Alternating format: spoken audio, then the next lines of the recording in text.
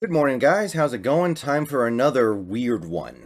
This is uh this is kind of a recurring theme with a lot of these players on this team. It feels like it's just hard to gauge their actual objective value. Cody Barton. What is the value of Cody Barton on the open market? And I think I'm going to get a lot of people who immediately go down to the comments and say $0 and 0 cents or something like that, or negative $2 million, or comments like that. And I understand why, but I do suspect that Cody Barton, on some level, has value in the NFL. There are some traits he has that are very positive.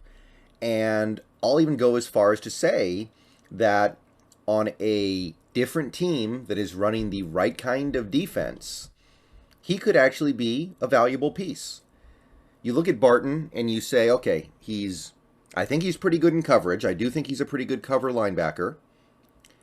He's really fast. He's actually probably one of the fastest linebackers in the league.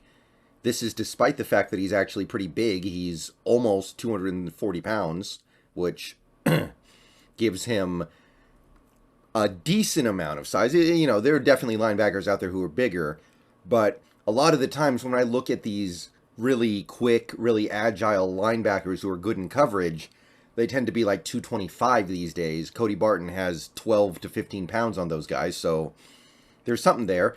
And bare minimum, he is a very good special teamer. He has been. But at the same time, he put it on tape a lot in 2022 that he's just not that good of a player. He didn't look very good in our defense. He was part of a defense that was bad. And I feel like there are some negative reputation things with Cody Barton that are going to kind of hold him back. However, back on the other hand, we're going back and forth from one hand to the other here when we're talking about Cody Barton here. The dude had almost 140 tackles in 2022. He played in every game. His coverage numbers were pretty decent. I was talking about those every week. When the one or two times we blitzed him, he actually had some success. Yeah, there are real problems here. I don't like the way he plays the run at all. He makes very few plays in the backfield. And I'm not sure if the juice is worth the squeeze when he's so bad against the run that it just feels like the rest of it isn't worth it. But there's definitely something here. By the way, for whatever it's worth, PFF actually doesn't mind Barton terribly. They actually think his run defense score is higher than his pass rush score or coverage score, which, figure that one out. This is just going to have to be one of those instances where I don't really agree with PFF at all, unfortunately. I'm just going to look at these grades, shake my head, and move on to the next. But, look, Cody Barton, not a lot of value. At the end of the day, his credits, the things that make him appealing, are largely just volume. Like, he played so much last year. He was on the field so much for the Seahawks that he was going to put up stats. He puts up those stats. Somebody's going to look at those stats and be like, oh, that's a good player. I think we know a little bit better, but let's try to figure this out here. Let's take a look at some inside linebackers and the contracts they've gotten over the last few years. Obviously, we've blown past the top of the market. We all know that Cody Barton is not going to be getting the money that the Roquan Smiths of the world get or the Shaquille Leonards get. He's not even going to get like Bobby Wagner, Devondre Campbell, or Demario Davis money. So let's try to figure this one out. Again, understanding that this is just kind of hard because Barton does have some things in his favor, but we just know he's not that good. And what he's not good at is a big deal when you're playing that position. Let's take a look at Myles Jack just as a starting point. He got that 2-year, $16 million deal with the Steelers after 2021, so $8 million per. And Myles Jack, my head hurts trying to figure out this guy, right? Like, super athletic, super interesting talent, played a lot of games in Jacksonville, and at the end of the day, he signed a pretty decent free agent deal with Pittsburgh after becoming a free agent. But PFF is like, they think this guy doesn't know how to tie his own shoelaces. So as somebody who doesn't watch the Steelers every single play they play on defense, or the Jaguars, it's just hard for me to really know what's going on here. But this is like 37.7. That's like literally I can't brush my teeth without help. You go back to 2020, his grade was good. His grade was nice. 69.1, yeah. But you go back to 2019, it's really bad again. And I don't know. There's no way Cody Barton has as much value as Myles Jack did when he hit the market, but Myles Jack's grades as a defensive player are just all over the place, and feels like you're paying for his athleticism and potential more than what he can actually do on the football field. All right, let's keep going here and go down to Josey Jewell of the Denver Broncos, who got $5.5 million per year after 2021. Now, Josey Jewell in 2021, as we will see here, actually got hurt and barely played. So he got paid mostly based off 2020.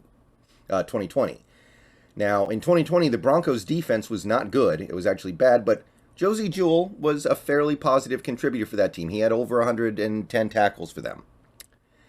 And on top of that, his PFF grade was solid, 68.1. That's a good deal better than what Cody Barton gave us in 2022. So they did pay him after an injury, though, when you think about it, right? Like, you're looking at Josey Jewell, and you're saying, okay, yeah, he was pretty good in 2020 on a bad defense, but okay, let's give him some credit here. He was good, but he just had a season where he played 2 games, and he still got $5.5 million a year.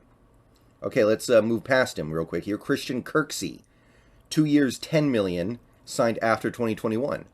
What did Christian Kirksey do in 2021? He played 13 games, had 93 tackles on a really bad Houston Texans team, a team that was, for lack of a better term, tanking. And I think you guys know what I'm talking about. Not tanking, but kind of tanking. And, I mean, his PFF grade in 2021 was bad. I mean, like, really bad. Now, if you want to say go back to 2020, it was bad then too. So, yeah, what did this guy do to get $5 million a year? Okay, Jordan Hicks, now he gets the same deal after 2021. Now, Jordan Hicks in 2021, if we take a look here, played for a pretty good defense in Arizona. He was a starting inside linebacker for the Cardinals in 2021. Had a nice year, 4 sacks, 116 tackles, decent defense, and PFF graded him out decently. So I don't really know what to say about that, the Christian Kirksey, Jordan Hicks dichotomy there, but this is just where contract stuff becomes hard. And when you move past Kirksey, you get to, Kirksey and Hicks, you get to Anthony Walker Jr., who got $4.25 after 2021, just a 1-year deal. And in 2021, what did Anthony Walker do? Played 13 games, put up decent tackle numbers, decent defense actually over in Cleveland, by the way. They were okay, I guess. And Anthony Walker's PFF grade was pretty good, but big problem in run defense, which is kind of important for what those linebackers do. And if you go back further, it gets even worse. It gets a lot worse, actually. And then you get to a guy like Tyler Matakevich over in Buffalo, and this was a contract that Matakevich signed after 2019. So this is an older contract. It was a 2-year deal for a little more than $3.5 million a year. He got that contract based off what he did in Pittsburgh, and you can see in Pittsburgh, he basically didn't ever play on defense. He was a special teamer purely. He played, let me check, make sure I get my numbers right here. Yeah, he played less than 200 snaps. I think he played less than 150 snaps on defense across 4 seasons, and he got that contract with the Buffalo Bills, but basically just as a special teamer, not even somebody that we're really expecting to play on defense. So I think we've gone too far here. What I'm trying to say is that, objectively speaking, looking at what Cody Barton brings to the table and looking at what he's done so far, I think that the amount is probably going to be somewhere around here.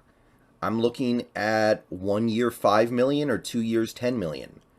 He lives in this Christian Kirksey, Jordan Hicks, Josey Jewell, Anthony Walker range.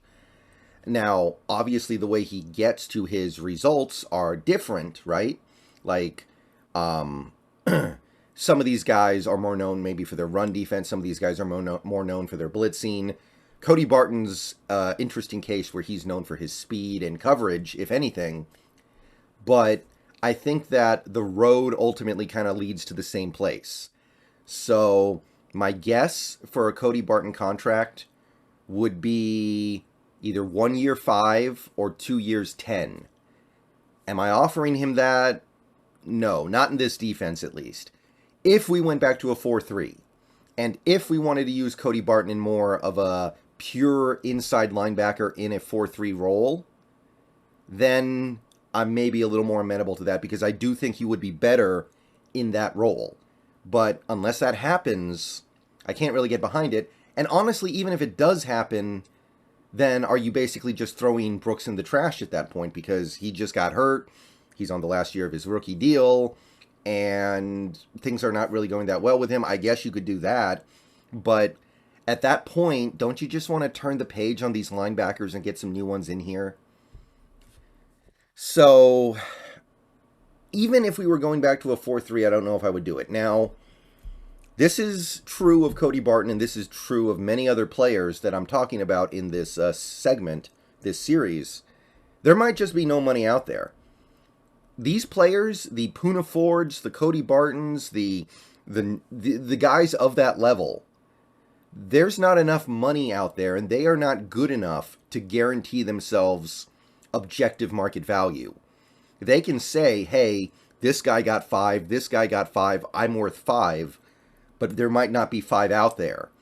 A butterfly flaps his wings, and there's no money to give those guys, and they end up taking vet min. Would I take Cody Barton for the veteran minimum? Yeah, I would offer him that all day. I would probably offer him $2 million, because I think he can be a good special teamer at the very least. And hey, if he can be a backup at linebacker, at least I know he's got experience doing it. At least I know he brings some things to the table. But I am definitely not offering him 2 years, $10 million, or 1 year, $5 million, if that's what it takes. And objectively speaking, I think that is probably what it's going to cost. All right, let me know what you guys think about Cody Barton and this potential contract. My final diagnosis is I'll give him 1 year, $2 million, and that's it. But I think he's going to want more and get more. All right, go Hawks. See you guys later today.